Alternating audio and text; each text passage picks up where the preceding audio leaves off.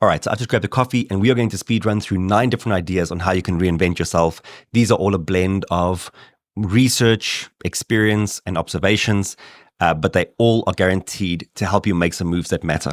So number 1 is to audit your skills and not your job title. Most people think of themselves through the lens of the work that they do. So they might say, I'm a marketer, or I'm a teacher, or I'm in finance. But you have to differentiate between the product and the capability. So yes, that might be the output of what you do, but underlying all of that are certain skills and capabilities that you've developed. And those things could actually be executed in a new environment or in a new context.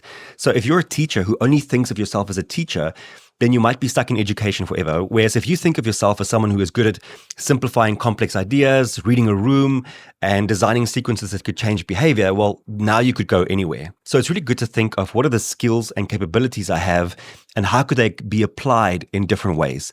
Don't just be stuck in the container that you have created through your job description. Number 2 is to make the smallest bet possible.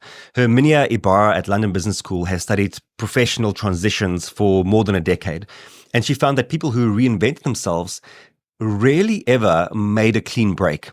Typically, they would do something on the side. They would start a side hustle or a weekend project. And over time, that grew and became the big main thing. And I can actually attest to that. When I went from being a physiotherapist to starting Better Man, from Better Man to the work that I do today, which is that I'm an author, I'm a keynote speaker, I address leaders and teams across the world on how to go through change. Every single time, it started small and grew to be the big main thing. So find the smallest bet possible and start there. Idea number 3 is to let go of your best self story. So we all carry a narrative of who we are at our best.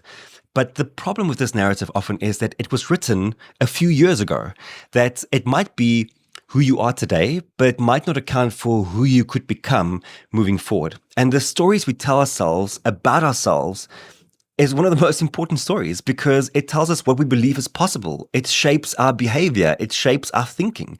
And so for you to reinvent yourself, you will need to edit that story. You might need to create a new story. And it doesn't mean to abandon your past, but it means to be open to who you could become in the future. Idea number 4, some research from the Nature Journal shows that when people are asked to improve something, their default mechanism for improving that thing is to think of addition, is to think of how do I add to what this thing already is, instead of thinking about subtraction. And that's just a very natural way that we humans think about problem solving and think about things like reinvention, is we think about what do I need to add to what I'm doing? What do I need to add? Which skills do I need to add to who I am? Which behaviors or attitudes do I need to add to who I currently am? But sometimes the best thing is to think about what do you need to subtract? And so specifically, what do you need to stop?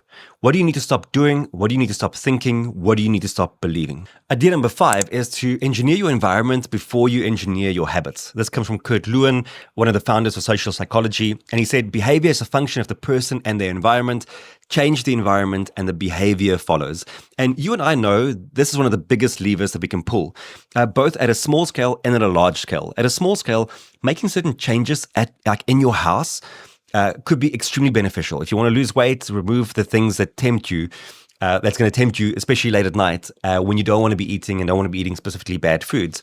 But at a large scale, if you move to a new city or move to a new country, that is you really engineering your environment in a very specific way.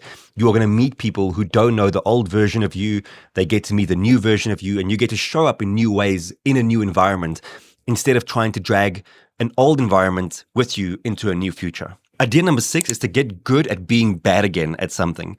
This is fundamental if you're going to reinvent yourself. It typically means that you can't perfectly carry over the skills and the mastery that you've acquired in one domain into another. It could help you in certain ways, but there's a certain level of a beginner status that you would need to adopt again. And Liz Wiseman actually found that when people enter into unfamiliar territory, so they are trying to reinvent themselves in some way, then people who are not experts outperform experts in those domains where it's unknown and uncertain, because they are more willing to ask questions, they make fewer assumptions, and they end up working harder to compensate for what they don't know.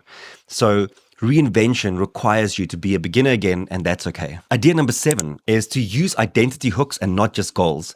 A goal says, I want to run a marathon. Identity hook says, I'm a runner. This comes from James Clear in his book, Atomic Habits. And as we know by now, probably the 2 biggest levers that you can pull to help you change and reinvent yourself is environment. We've talked about that. And then identity. Those 2 things really go hand in hand. So really think about, how do you brainwash yourself into a new identity by just repeating that and really accepting that this is who I am now. This is the kind of person that I want to be moving forward. Idea number 8 is to study the transitions and not just the destinations. So of course we love the overnight success story and we love the highlights reels.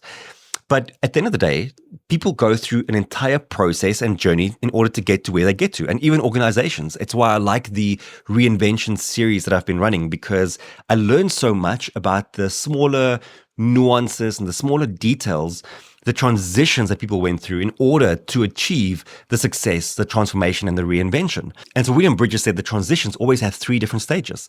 Number 1 is that you have to say goodbye. There's an ending, and we have to let go of who we used to be and where we used to be. The second part is we go into the wilderness, and this is a space of recalibrating who you are, trying to figure out who you are going to be in this new space. And then finally, you get to a new beginning, meaning that after spending enough time in the wilderness, you've recalibrated your identity, you've figured out where you want to go, and you move into the new beginning with a lot of energy and conviction. So understand that we shouldn't just be studying the outcome. We need to be studying the process of reinvention and the process of transitions that people go through. And finally, number 9, our last one, is to build yourself in public. There's this very sexy narrative that says, disappear for 6 months and come back reinvented. Go ghost. And I like that idea. I've made videos about that idea. But I also think there's a counter argument. And I think if that's one extreme, there's also another extreme. And that extreme would be, don't go ghost. That extreme would be, like, flood the public with this new version of you that you are creating. Like, flood them with a new narrative. Show them the journey that you are going on, because people are really good at putting you into a box in their minds, but they are very bad at taking you out of that box and putting you into a new box. And so that's why it's often easier to just meet new people when you become a newer version of yourself, because the other people that you've had in your life, they just pull you back into the way that they've always understood you, into the box they've always placed you in. And so when you flood them with a new narrative, you also bring them on the journey, and you make it easier for them to take you out of one box and put you into another, because they see that you are putting in the work, that you are going through the changes both externally and internally. And so that's our video, speedrunning 9 different ideas to help you reinvent yourself. I promise you all of these can make a massive difference in your life and in your business if you just go and apply them. So go and put in the reps, and I'll see you back here next week.